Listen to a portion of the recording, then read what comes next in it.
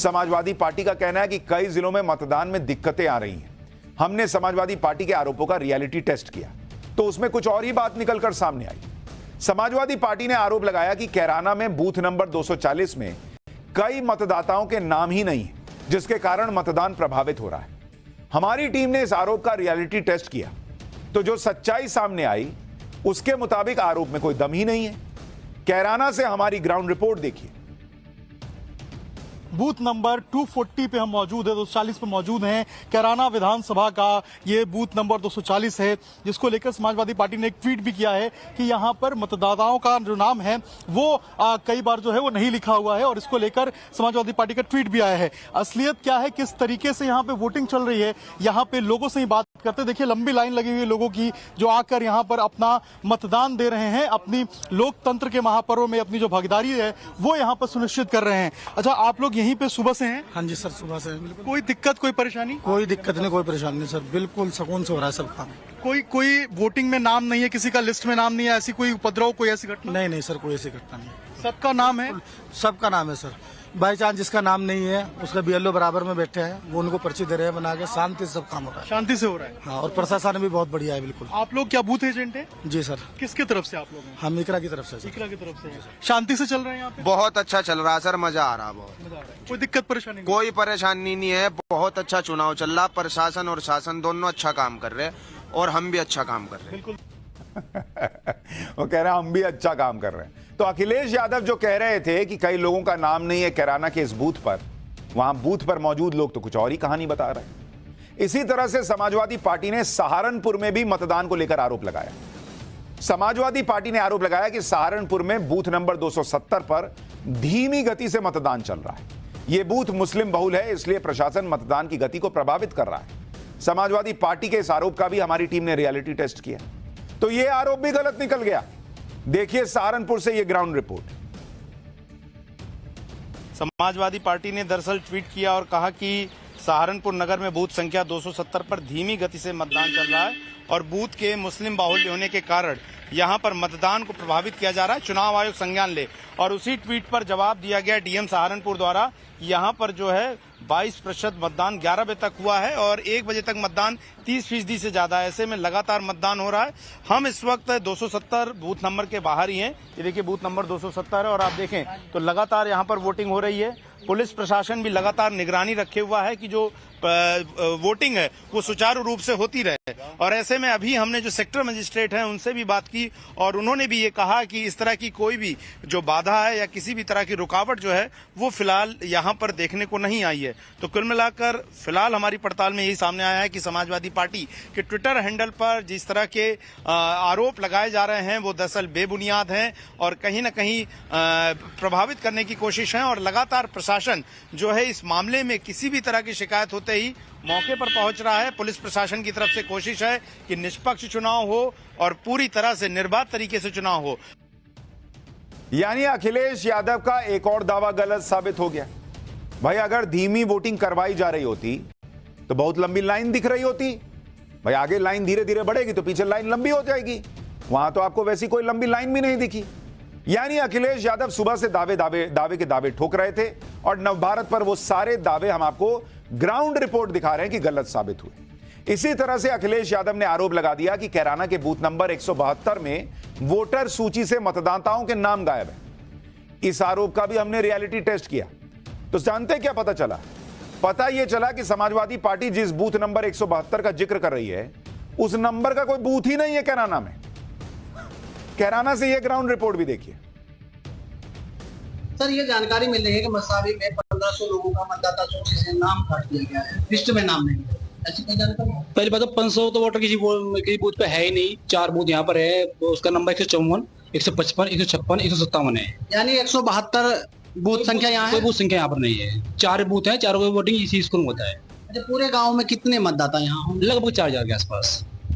कोई ऐसा बूथ संख्या नहीं है जिस पर 1500 के करीब नहीं, कोई 1000 के राउंड में सब जो है 1025, 1026 इस तरह से है सब में। दूसरी बात है वोट काटने का मतलब है कि फॉर्म 7 भर जाता है, उसकी एक प्रोसेस होती है, उसमें एक आप करता डालता है जो वोट कटवाने वाला होता है। ऐसे वोट अपना नहीं कटती हुई, वोट काटनी पड़ती है तो परिवार की सहमति से वोट कटती है। यानी अखिलेश यादव दिन भर जो दावे कर रहे थे सब हमारी ग्राउंड रिपोर्ट में गलत साबित हुआ।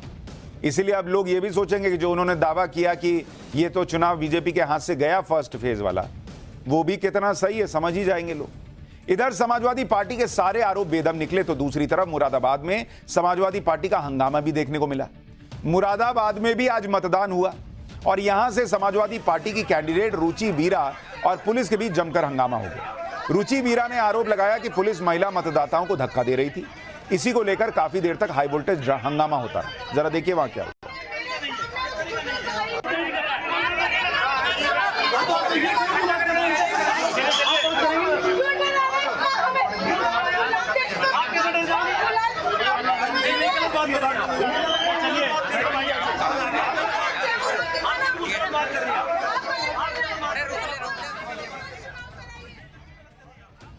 दरअसल यूपी में आज जिन 8 सीटों पर वोटिंग हुई है उनमें कई सीटों पर 30% से ज्यादा मुस्लिम वोटर है और कई सीटों पर 20 से 30% मुस्लिम वोटर है। जैसे कैराना, यहां 23% मुस्लिम वोटर है। सहारनपुर, यहां 30% मुस्लिम वोटर, मुजफ्फरनगर में 27%, बिजनौर में 28%, नगीना में 28%, मुरादाबाद में भी 28% मुसलमान वोटर है। रामपुर में तो मुसलमान वोटर 42% हैं और पीलीभीत में 25%। 2019 के चुनाव में समाजवादी पार्टी, बीएसपी और आरएलडी का गठबंधन लड़ा था इन 8 सीटों पर। इसलिए यूपी की इन 8 सीटों में से बीएसपी ने 3 सीटें जीती थी, सहारनपुर, बिजनौर और नगीना। ये मुस्लिम और दलित बहुल सीटें थी, ये बीएसपी ने जीत ली। गठबंधन में लड़ रहे थे ये लोग। समाजवादी पार्टी को मुरादाबाद और रामपुर की सीट पर जीत मिल गई। वहीं बीजेपी ने कैराना, मुजफ्फरनगर और पीलीभीत की सीट अपने नाम कर ली थी। यानी इन 8 सीटों पर 2019 का रिजल्ट था 3 बीजेपी, 3 बीएसपी और 2 समाजवादी पार्टी। लेकिन तब बीएसपी, समाजवादी पार्टी और आरएलडी मिलकर लड़ रहे थे। इस बार आरएलडी बीजेपी के साथ है और बीएसपी अलग चुनाव लड़ रही है। इसलिए बीजेपी की ताकत बढ़ी हुई मानी जा रही है और विपक्ष की ताकत बटी हुई। और चर्चा इसलिए शुरू हो गई है कि कहीं बीजेपी 8 की 8 सीट तो नहीं जीत रही। पहले चरण में पश्चिमी यूपी की सीटों पर मतदान हुआ है। पश्चिमी उत्तर प्रदेश में किसानों का प्रभाव है, लेकिन इस बार किसानों के नेता भी शायद माहौल देखकर पहले से ठंडा पड़ गए। राकेश टिकैत कह रहे हैं कि किसान हर पार्टी में है और इस बार वो किसानों से किसी को वोट देने के लिए नहीं कह रहे हैं, जिसका जहां मन है वोट दे सकता है। टिकैत ने यह भी कहा कि इस बार का चुनाव बहुत ठंडा है, चुनाव को और गर्म होना चाहिए था। राकेश टिकैत कैसे ठंडी ठंडी बातें कर रहे हैं, जो खुद गर्म नहीं हो पा रहे, वो चुनाव को ठंडा बता रहे हैं। पहले वो सुन लीजिए, फिर पहले चरण की वोटिंग में बिहार में क्या दिखा वो भी बताऊंगा। अगर नरम गरम बयान नहीं देंगे तो संख्या घट जाएगी। भाई चुनाव में गर्मी लाना चाहते हैं बयान में? गर्मी जानी थी भाई, गर्म होना था पूरा। इस बार तो आप ही के बयान भी नहीं आए कहीं गर्म, आप भी शांति दिखते रहे। कहा कि आप आंदोलन में हमारे साथ रहो, वोट आप कहीं दे आओ। जिससे उनकी नाराजगी है उसका परंपरागत वोटर रहा है।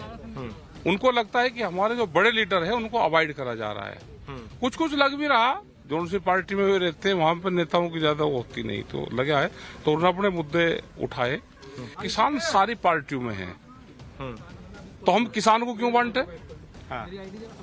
किसानों को क्यों बांटे? अपनी वोट दो, वोट देने के बाद अपने मुद्दे के आधार पर वोट देगा, अपने उसमें दे देगा, जिसको जो मर्जी है उसमें दे सकता है। अब राकेश टिकैत जिस ठंडे ढंग से कह रहे हैं कि किसान जिसको मन उसको वोट दे दे, उसी से समझ जाइए माहौल क्या है। यूपी के साथ साथ बिहार में भी आज वोटिंग हुई है। बिहार में 4 सीटों के लिए मतदान हुआ, जिनमें बीजेपी, जेडीयू, एलजेपी की सोशल इंजीनियरिंग का टेस्ट होना है। क्योंकि बिहार में जिन 4 सीटों पर वोटिंग हुई है उनमें गया से एनडीए की तरफ से जीतन राम मांझी, जिन्हें अपने मुसहर समुदाय के वोटों के अलावा एलजेपी के पासवान वोट और बीजेपी के ट्रेडिशनल अपर कास्ट वोट को मिलाकर इस बार जीतने की उम्मीद होगी। गया में जीतन राम मांझी 2014 और 2019 का चुनाव हार चुके हैं। औरंगाबाद और नवादा में बीजेपी के अपर कास्ट कैंडिडेट हैं। भूमिहार बहुल नवादा से पूर्व केंद्रीय मंत्री सीपी ठाकुर के बेटे विवेक ठाकुर और राजपूत बहुल औरंगाबाद से सुशील कुमार सिंह का चुनावी टेस्ट हुआ है। औरंगाबाद और नवादा पिछले 3 चुनाव से एनडीए के पास मौजूद है। इसके अलावा जमुई की सीट पर एलजेपी की तरफ से चिराग पासवान के जीजा अरुण भारती का चुनावी टेस्ट था। जमुई की सीट खुद चिराग पासवान 2014 और 2019 में जीत चुके हैं। 2019 में चिराग पासवान करीब 2,41,000 वोट से जमुई की सीट जीते थे। 2 और अहम राज्यों में आज वोटिंग थी और ये वो राज्य हैं जहां कुछ महीने पहले ही विधानसभा चुनावों में बीजेपी को बम्पर जीत मिली थी। एक है मध्य प्रदेश, दूसरा राजस्थान। आज मध्य प्रदेश की 6 और राजस्थान की 12 सीटों पर वोट डाले गए, लेकिन इन दोनों राज्यों में किसी एक सीट पर सबसे ज्यादा नजर है तो वो है छिंदवाड़ा, क्योंकि छिंदवाड़ा को लेकर यह सवाल पूछा जा रहा है कि क्या कांग्रेस के बड़े नेता कमलनाथ छिंदवाड़ा के अपने गढ़ को इस बार बचा पाएंगे। 2019 के चुनाव में मध्य प्रदेश की 29 में से सिर्फ छिंदवाड़ा सीट ऐसी थी जो कांग्रेस जीत पाई थी, लेकिन 2019 के चुनाव में कमलनाथ के बेटे नकुलनाथ सिर्फ 37,000 वोट के अंतर से जीते थे, जबकि 2014 में जब कमलनाथ छिंदवाड़ा से जीते थे तो उनका मार्जिन करीब 1 लाख वोट का था। इस बार चुनाव से पहले छिंदवाड़ा में कमलनाथ के कई करीबी कांग्रेस छोड़कर बीजेपी में चले गए। मध्य प्रदेश में बीजेपी की रिकॉर्ड जीत रही, ऐसे में सवाल उठ रहे हैं कि क्या छिंदवाड़ा भी हाथ से जाने वाला है। इस बार छिंदवाड़ा में कमलनाथ के सामने बहुत बड़ी चुनौती है कि वो कैसे अपने बेटे को अपने गढ़ में जिता पाएंगे, और शायद यही वजह है कि छिंदवाड़ा के कांग्रेसी कार्यकर्ता अपना आपा खो रहे हैं। छिंदवाड़ा में आज मतदान के दौरान शहर के एक बूथ पर कांग्रेस और बीजेपी कार्यकर्ता आपस में ही भिड़ गए। बीजेपी और कांग्रेस के कार्यकर्ताओं ने एक दूसरे पर जमकर कुर्सियां उछाली। आरोप है कि लाठी डंडों का भी प्रयोग किया गया। जरा तस्वीरें दिखाइए।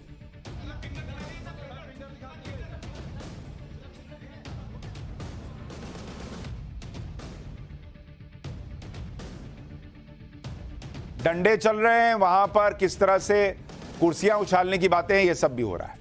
मध्य प्रदेश के अलावा राजस्थान की जिन सीटों पर आज वोटिंग हुई है उनमें कुछ केंद्रीय मंत्रियों की सीटें भी हैं, जैसे बीकानेर से केंद्रीय मंत्री अर्जुन राम मेघवाल जो लगातार 3 बार जीत चुके हैं, अलवर से केंद्रीय मंत्री भूपेंद्र यादव जो पहली बार लोकसभा चुनाव लड़ रहे हैं। इसके अलावा जिन हॉट सीट्स पर आज वोटिंग हुई है, चूरू सीट से बीजेपी के देवेंद्र झांझड़िया और कांग्रेस के राहुल कासवां आमने सामने। यह सीट इसलिए दिलचस्प है क्योंकि राहुल कासवां का टिकट बीजेपी ने काट दिया था और यहां से राहुल कासवां से सियासी मतभेद की वजह से बीजेपी के बड़े नेता राजेंद्र राठौड़ ने देवेंद्र झाझड़िया के लिए जोर लगाया।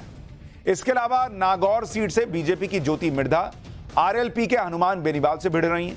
यह सीट इसलिए दिलचस्प है क्योंकि 2019 के चुनाव में ज्योति मिर्धा कांग्रेस से लड़ी थी और तब हनुमान बेनीवाल एनडीए का हिस्सा थे और चुनाव जीत गए थे, लेकिन इस बार सीन उल्टा हो गया है। दौसा सीट में बीजेपी के कन्हैयालाल मीणा वर्सेस कांग्रेस के मुरारीलाल मीणा की लड़ाई। यह सीट इसलिए दिलचस्प है क्योंकि यहां पर बीजेपी के बड़े नेता किरोड़ीलाल मीणा की प्रतिष्ठा दांव पर है। किरोड़ीलाल मीणा तो यहां तक कह चुके हैं कि अगर दौसा सीट बीजेपी नहीं जीती तो वो मंत्री पद छोड़ देंगे। पहले चरण के चुनाव में कई वीआईपी सीटों पर उम्मीदवारों की किस्मत का फैसला करने के लिए वीआईपी लोग भी मतदान करने के लिए निकले। पहले चरण की वोटिंग की कुछ कलरफुल तस्वीरें भी दिखाता हूं, क्योंकि चुनाव एक पर्व की तरह है, तो उस पर्व में जो अनोखी तस्वीरें आई हैं, पहले चरण में वोट देने के लिए क्या आम क्या खास, सभी घर से निकले। संघ प्रमुख मोहन भागवत ने नागपुर में अपने मताधिकार का प्रयोग किया। कांग्रेस नेता कमलनाथ ने छिंदवाड़ा में वोट डाला। मुजफ्फरनगर से बीजेपी कैंडिडेट संजीव बालियान ने अपने मताधिकार का इस्तेमाल किया। राज्यवर्धन सिंह राठौड़, उत्तराखंड के सीएम पुष्कर सिंह धामी, अन्नामलाई, इन सभी नेताओं ने अपने अपने मताधिकार का प्रयोग कर लिया। इसके अलावा फिल्मी दुनिया से भी कई लोगों ने बढ़ चढ़कर मतदान में हिस्सा लिया। चेन्नई में रजनीकांत, फिल्म स्टार अजीत ने भी वोट डाला। उत्तराखंड में बाबा रामदेव और आचार्य बालकृष्ण ने भी मतदान का इस्तेमाल किया। अब आज की वोटिंग के अलग अलग कलर्स आपको दिखाता हूं। आज सुबह जब मतदान शुरू हुआ तो लोगों की भीड़ मतदान केंद्र पहुंचने लगी। अब जैसे ये तस्वीर देखिए, लोगों की लाइन लगी हुई है और वोट डालने के लिए गजब का उत्साह दिख रहा था। मतदाताओं में वोट डालने को लेकर बहुत एक्साइटमेंट नजर आई। मुजफ्फरनगर में तो एक दुल्हन विदाई से पहले वोट डालने पहुंची। ये देखिए, उसने दूल्हे को कहा कि तुम रुको यार, अभी पहले रुको जरा, मैं वोट डाला हूं, उसके बाद जो है शादी करूं। चुनाव आयोग ने बुजुर्ग मतदाताओं की परेशानी को देखते हुए वोट फ्रॉम होम शुरू किया है। इस अभियान का लाभ उन मतदाताओं को मिला जो 80 साल की उम्र से ज्यादा के हैं या चलने फिरने में असमर्थ हैं। बुजुर्ग मतदाताओं ने इस सुविधा का लाभ भी जमकर उठाया और घर बैठे मतदान किया। ये देखिए, आप वर्क फ्रॉम होम करते थे, ये वोट फ्रॉम होम शुरू हो गया है। इसी तरह से दौसा में तो मतदान के दौरान अलग ही रंग दिखा। दौसा में भी आज मतदान हुआ और मतदाताओं का उत्साह बढ़ाने के लिए दौसा में वोट बारात निकाली गई। ढोल नगाड़ों की थाप पर इलाके के लोग बड़ी संख्या में वोट बारात में शामिल हुए। देखिए जरा।